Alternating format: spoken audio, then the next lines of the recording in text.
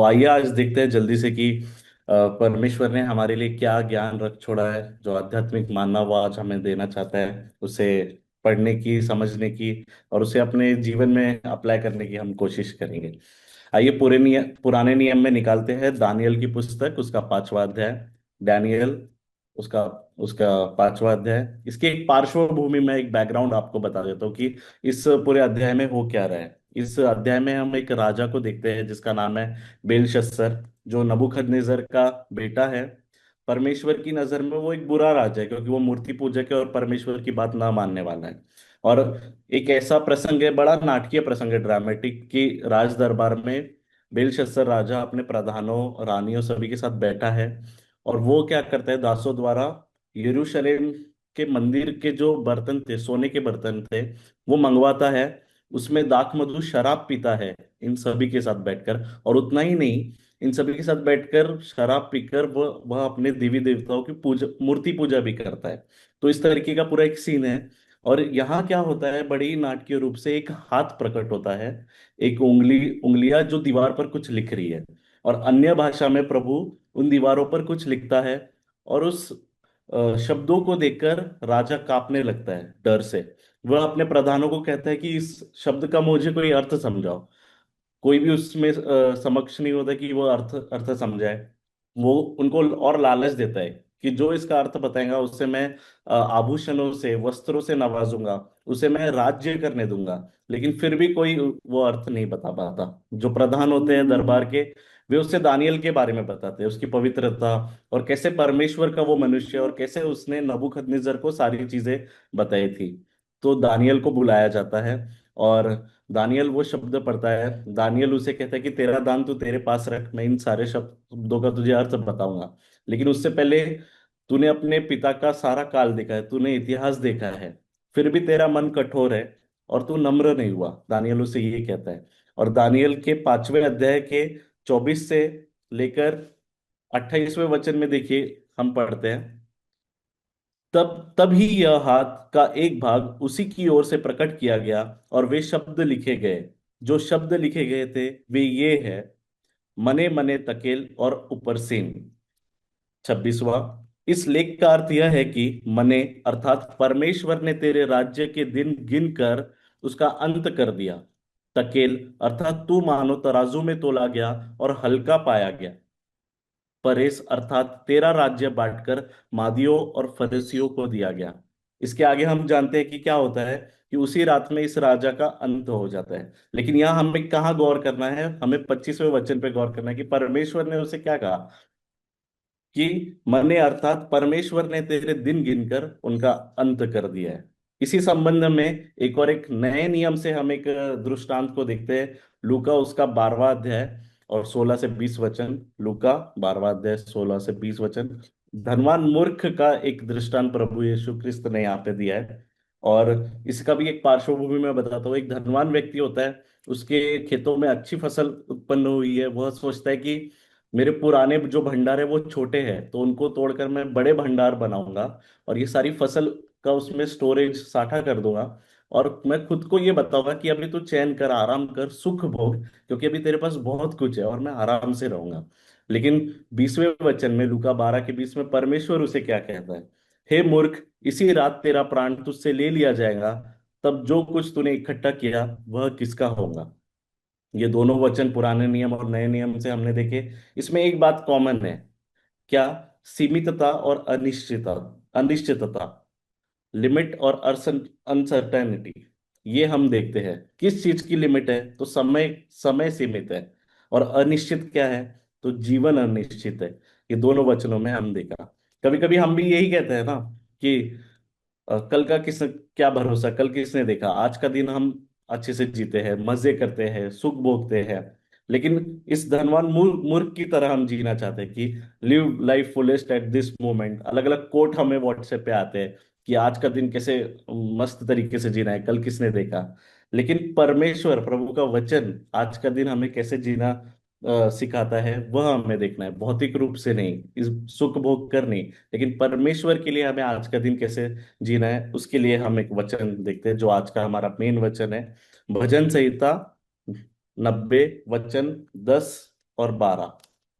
भजन 90 वचन 10 और 12 मैं पढ़ता हूँ। इन इन दोनों जो हमने इसके पहले उदाहरण देखे, उन उदाहरणों में हमने क्या चीज देखी कि समय और जिंदगी कितनी अनिश्चित है, और उस पर कैसे हमें प्रभु के पास जाना चाहिए और प्रभु के लिए आज का दिन कैसे व्यतीत करना चाहिए। इसके लिए हम विशेष करके आज का वचन, आज का मानना देखेंगे। मैं पढ़ता हूँ। भजन संहिता 90 वचन 10 और 12। हमारी आयु के वर्ष 70 तो होते हैं, और चाहे बल के कारण 80 वर्ष भी हो जाए, तो भी उनका घमंड केवल कष्ट और शोक ही शोक है। वह जल्दी कट जाती है और हम जाते रहते हैं। वचन 12। हमको अपने दिन गिनने की समझ दे कि हम बुद्धिमान हो जाएं। प्रभु इन पढ़े हुए वचन पर अपना आशीष दे। ये वचन एक्चुअली मूसा द्वारा की गई एक प्रार्थना है।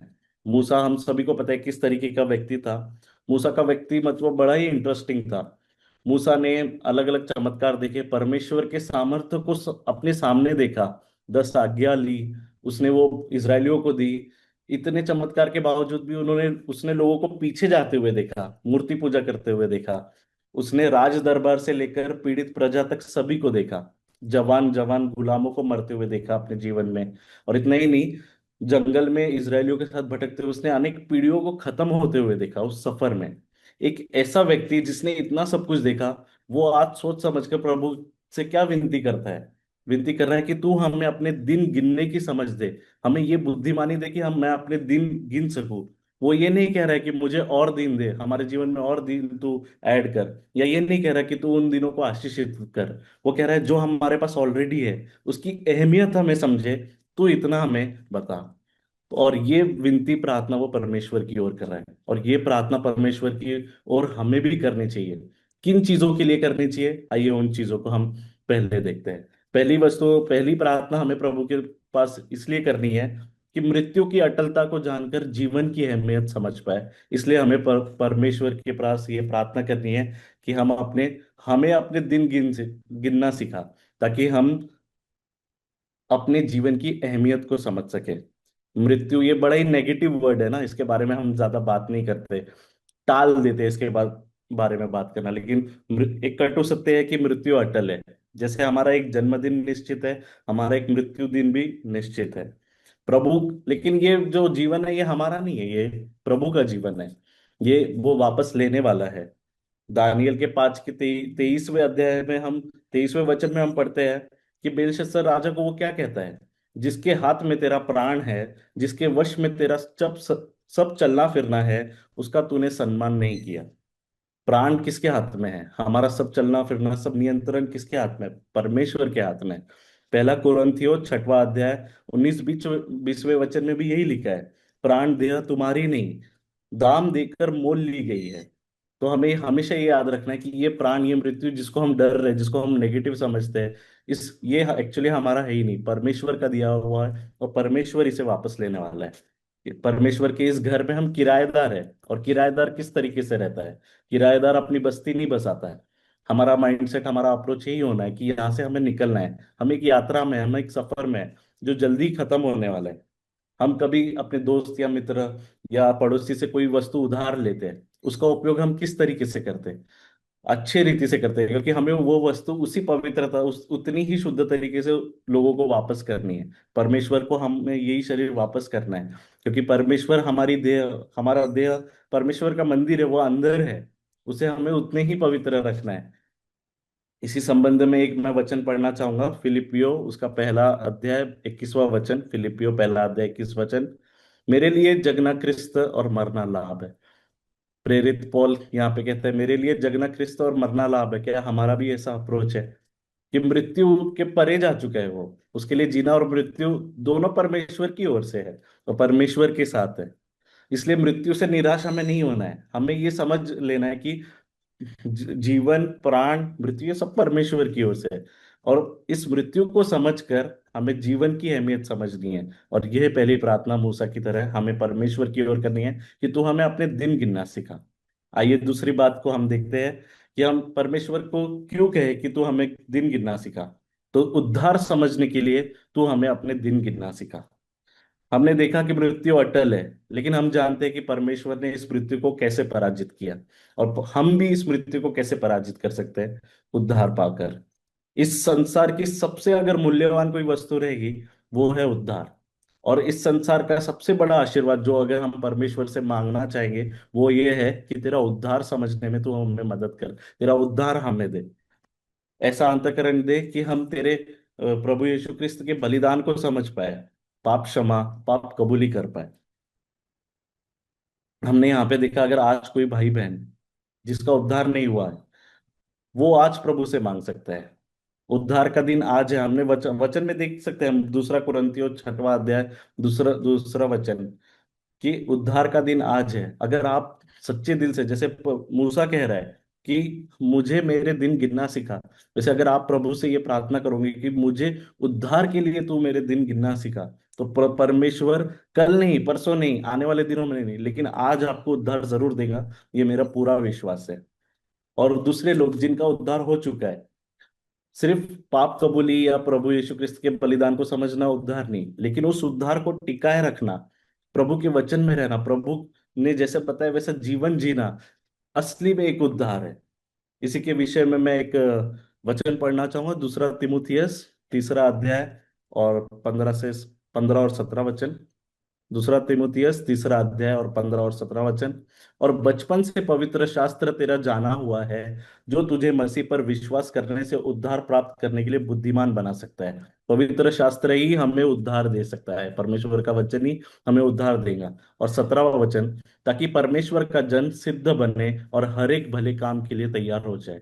और उद्धार पाए हुए लोग, हमें सिर्फ उद्धार ही नहीं पाना है, हमें सिद्ध होना है, बुद्धिमान होना है, ताकि उस उद्धार को हम टिका पाए। ये परमेश्वर की ओर हमारी प्रार्थना होनी चाहिए।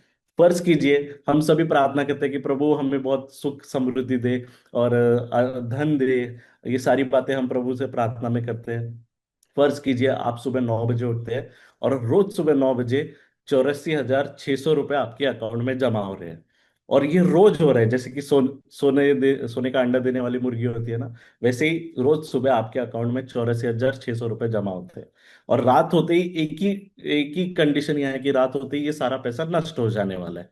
आपको दिन भर में ही जो खर्च करना है, आपको खर्च करना है, भले वो आप अच्छे काम में करो, बुरे काम में करो।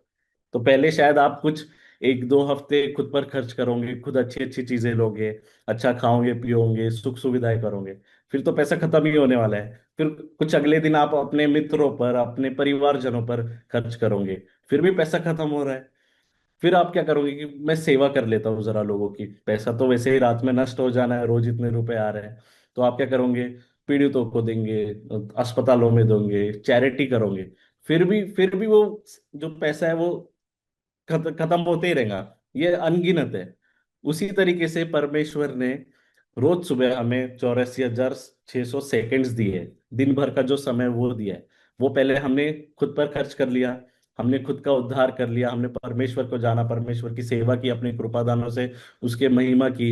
फिर हमने अपने दोस्तों को बताया, हमने परिवारजनों को बताया, उनका उद्धार हो ये बताया। लेकिन क्या उसके आगे हम गए? उसके आगे हमने लोगों को बताना, परमेश्वर की सुवार्ता बताई, हमारा तो उद्धार हो गया, लेकिन हमने क्या लोगों को बताना शुरू किया? ये हमें यहाँ पे सोचने की बात है, क्योंकि ये समय जो सुबह हमें मिल रहा है वो शाम में नष्ट ही होने वाला है। उसका किस प्रकार से हमने उपयोग किया, ये बड़ी एक सोचने वाली बात है। तो उसी प्रकार, जैसे खुद उद्धार नहीं पाना है, उद्धार को टिकाए रखना है और लोगों को भी देना है, ये हमें परमेश्वर की तरफ प्रार्थना करनी है। आइए तीसरा हम उदाहरण देखेंगे कि क्यों परमेश्वर हमें अपने दिन गिनना सिखा, ताकि हम समय का सदुपयोग कर सके।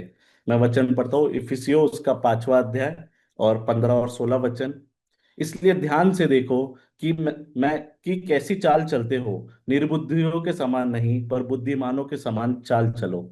अवसर को बहुमूल्य समझो, क्योंकि दिन बुरे हैं। अवसर को बहुमूल्य समझो, समय का सदुपयोग करो। प्राचीन ग्रीक यूनानी भाषा में समय का सदुपयोग, इसके लिए एक शब्द है, एक्सागोरेजो। एक्सागोरेजो मतलब, एक इसका अर्थ होता है कि मोल देकर छुड़ाया हुआ। मोल देकर छुड़ाया हुआ समय को भी हमें छुड़ाना है। किससे छुड़ाना है? समय को किससे छुड़ाना है?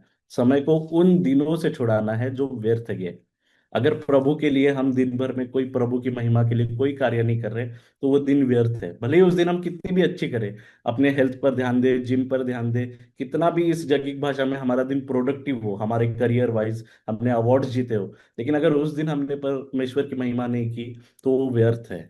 और ऐसा मैं क्यों कह सकता हूँ? क्योंकि हम उदाहरण देखते हैं मरियम और मार्था का। जब प्रभु यीशु क्रिस्त अपने शिष्यों के साथ उसके घर आए, तो मरियम जाकर सो नहीं गई, या फिर उसने कुछ ऐसा दुर्व्यवहार नहीं किया। उसने उनकी मेहमान नवाजी करनी चाहिए, वो काम में लग गई, शिष्यों की मेहमान नवाजी की। लेकिन मार्था ने क्या किया? वे वो प्रभु यीशु क्रिस्त के पैरों में बैठ गई, उसने उत्तम स्थान चुन लिया। मरियम का किया हुआ सारा काम व्यर्थ गया।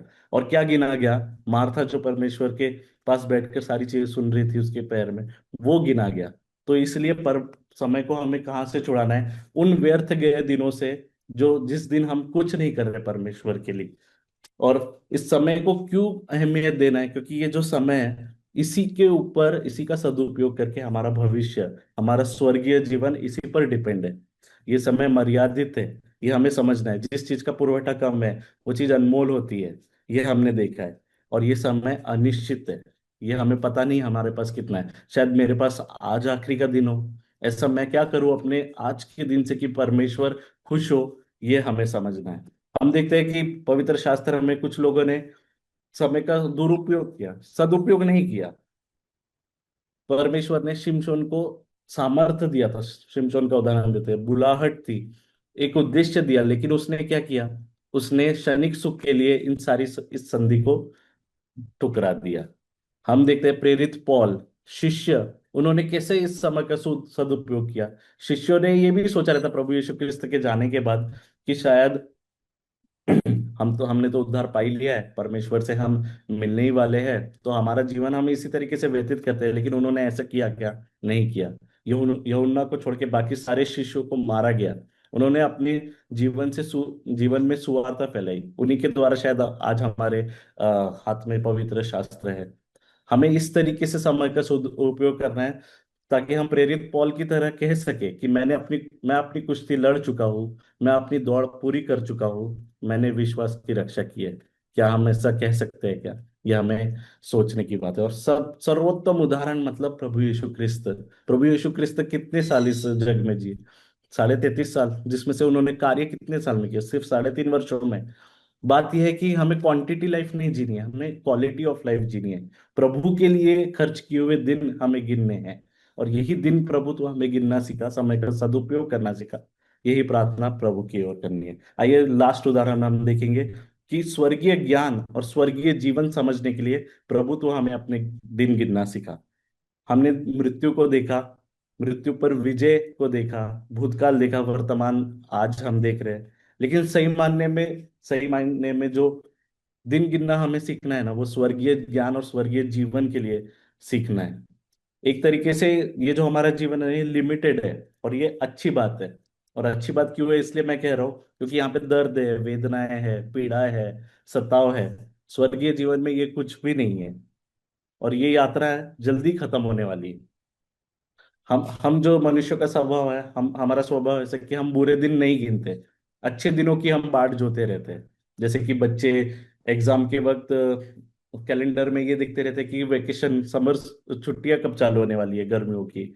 एम्प्लॉयज मंडे को ये सोचते हैं कि शनिवार कब आएगा, रविवार कब आएगा। उसी तरीके से हम लोग भी, अगर घर में कोई बीमार है, कि कोई मृत्यु हो गई, या फिर कोविड जैसा काल, हम चाहते हैं कि वो भूल जाए, जल्दी निकल जाए, और अच्छे दिन जल्दी जल्दी है। इसी इसी इसी को जोड़ते हुए मैं एक वचन पढ़ना चाहूंगा, प्रकाशित वाक्य 21:4। स्वर्गीय जीवन में क्या क्या होने वाला है? इसके बाद मृत्यु नहीं रहेगी, और न शोक, और न विलाप, और न पीड़ा रहेंगी। कितने सुंदर वचन है! यहीं पर ये सारे दुख खत्म होने वाले हैं। इसी को जोड़ के एक मैं वचन पढ़ना चाहूंगा, रोमियो उसका 13 अध्याय और 11वां वचन। रोमियो 13:11। समय को पहचान कर ऐसा ही करो, इसलिए कि अब तुम्हारे लिए नींद से जाग उठने की घड़ी आ पहुंची है। मतलब इस समय निकट है, क्योंकि जिस समय हमने विश्वास किया था, उस समय के विचार से हमारा उद्धार निकट है।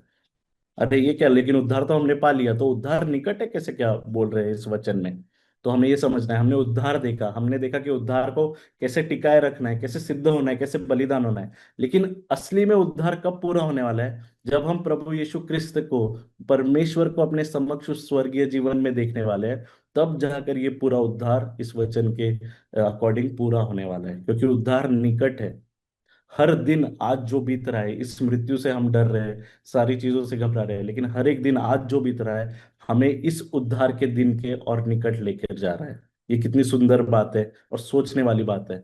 इसलिए हमें परमेश्वर की के लिए ये प्रार्थना करनी है कि हमें अपने दिन इसलिए गिनना सिखा, ताकि तेरे स्वर्गीय जीवन में तेरे साथ हम, तेरे निकट, उस उद्धार के निकट हम रह सके। इसलिए तो हमें जीना, ये दिन गिनना सिखा। टोटल चार बातों को हमने देखा कि मृत्यु द्वारा जीवन की अहमियत समझे, इसलिए तू हमें अपने दिन गिनना सिखा। कि तू हमारा मालिक है, हम हमारे जीवन के मालिक नहीं है। तू हमें हमारा प्राण देता है और तू ही वो लेने वाला है। दूसरा हमने देखा, उद्धार समझने के लिए तो हमें अपना जीवन गिनना सीखा, उद्धार टिकाने के लिए और सिद्ध और बुद्धिमान होने के लिए। तीसरा हमने देखा, समय का सदुपयोग करने के लिए तो हमें अपने दिन गिनना सीखा। और चौथा हमने देखा कि स्वर्गीय ज्ञान, स्वर्गीय जीवन में तेरे साथ रहकर उस उद्धार को पूरा करने के लिए तो हमें अपने दिन गिनना सीखा। हम अक्सर कोसते रहते हैं इस सांसारिक पीड़ाओं से कि अरे प्रभु तू जल्दी आ जा, जल्दी ये समय खत्म हो जाए और हम तेरे साथ आ जाए। लेकिन आप ये भी समझिए, इस संसार में कुछ ऐसी बातें हैं जो हम इसी पृथ्वी पर कर सकते हैं, स्वर्गीय जीवन में नहीं कर सकते। और वो बातें क्या है? हम दुख सहन करते हुए या सताव में रहते हुए भी परमेश्वर के विश्वासु रह सकते हैं। और ये बात परमेश्वर को बहुत पसंद है, आनंद देने वाली बात है। दूसरी बात है, हम एक दूसरे के दुख में सहभागी हो सकते हैं, क्योंकि यही दुख है। एक दूसरे के आंसू पोंछ सकते हैं, एक दूसरे का सांत्वन कर सकते हैं परमेश्वर के वचन द्वारा। और तीसरा, अपने कृपादानों का इस्तेमाल करके एक दूसरे को सुवार्ता बता सकते हैं, परमेश्वर की महिमा कर सकते हैं। ये सारी बातें हम इसी जीवन में कर सकते हैं। स्वर्गीय जीवन में ये कुछ नहीं रहेगा, नए शरीर होंगे, ना शोक होगा, ना विलाप होगा, सब कुछ अच्छा होने वाला है। तो हमें परमेश्वर की, मैं अंतिम में यही कहना चाहूंगा कि हे परमेश्वर, इन सारी बातों के लिए तू हमें अपने दिन गिनना सिखा, जो हमारे पास ऑलरेडी है उसकी अहमियत करना सिखा। उस धनवान मूर्ख जैसे नहीं, उस राजा बेलशस्सर जैसे नहीं, ताकि हम क्षणिक सुख या फिर अपना जीवन सुखी समृद्धि से काट सके, नहीं, लेकिन इन सारी इस बातों को समझकर तेरे पास आने का जो दिन निकट है उसे समझकर तेरे साथ रहने के लिए, अपना उद्धार पूरा करने के लिए तू हमें अपने दिन गिनना सिखा। धन्यवाद।